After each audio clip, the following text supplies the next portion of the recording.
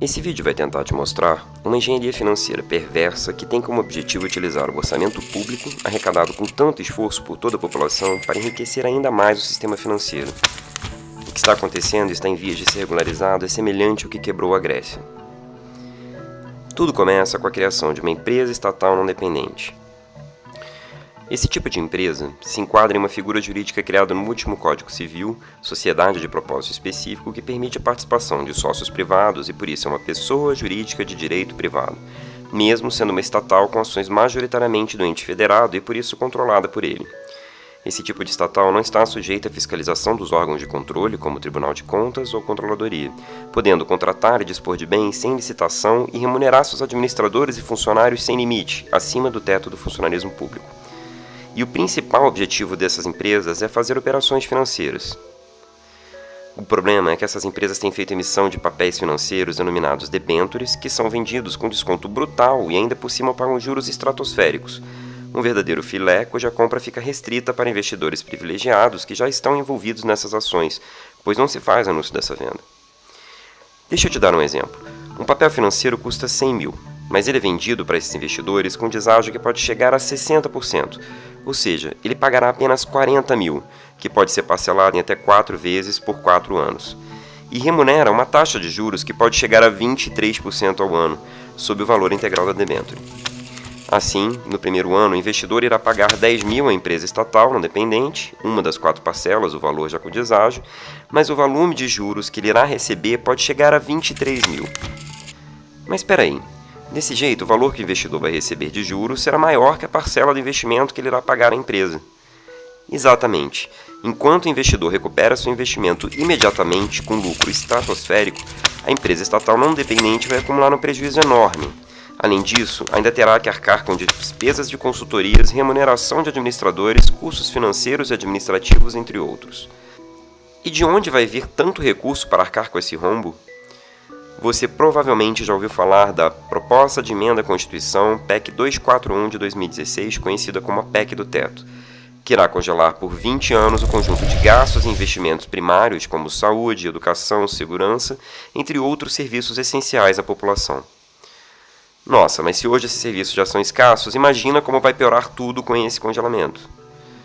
E todo esse sacrifício para destinar ainda mais recursos para o pagamento de juros e amortizações da dívida pública, beneficiando os sigilosos detentores dos títulos dessa dívida, que, diga-se por passagem, nunca foi auditada e sobre ela recaem diversos indícios de ilegalidade, ilegitimidade e até fraude, comprovadas inclusive por comissões do Congresso Nacional. E é justamente essa PEC que garante a reserva de recursos para aumento de capital de empresas estatais não dependentes. Dá uma olhadinha no texto da PEC.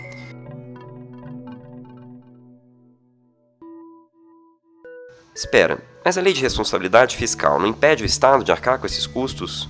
Exato, isso é ilegal. Aí é que a gente percebe a sofisticação desse esquema. A garantia do ente federado para esse negócio não é feita através de um contrato padrão, justamente porque isso vai de encontro com a lei. Por isso, a concessão da garantia está sendo disfarçada em uma operação que funciona assim.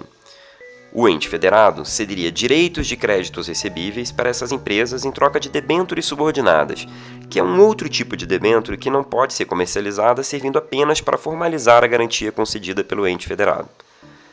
Veja bem, o texto desse negócio deixa claro que a cessão que o Estado está fazendo é simplesmente dos direitos de créditos recebíveis. Os créditos em si continuam sob tutela dos órgãos competentes, que são as procuradorias dos entes federados que seguem arcando com todos os ônus e dificuldades do processo de cobrança desses recebíveis. E o grande problema é que esses recebíveis se referem aos créditos autônomos. E aí é preciso entender que a dívida ativa constitui a maior parte desses créditos.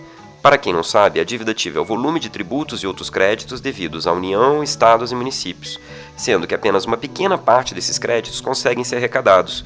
Em sua maioria, ela corresponde a créditos incobráveis, pois são devidos por contribuintes que não têm como pagar seus débitos, tais como empresas falidas, não encontradas ou que nunca existiram de fato.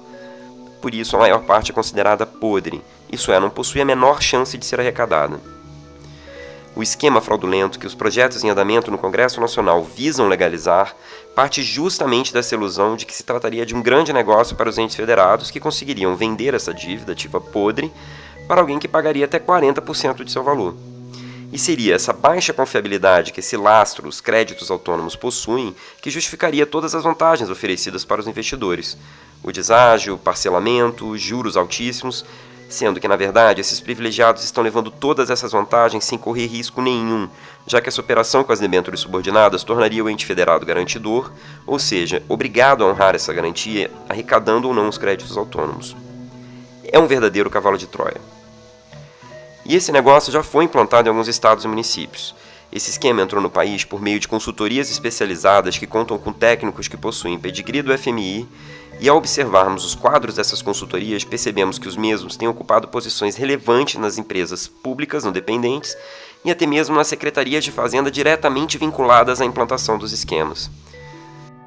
Já existe manifestação expressa do Ministério Público de Contas no sentido da ilegalidade desse tipo de negócio.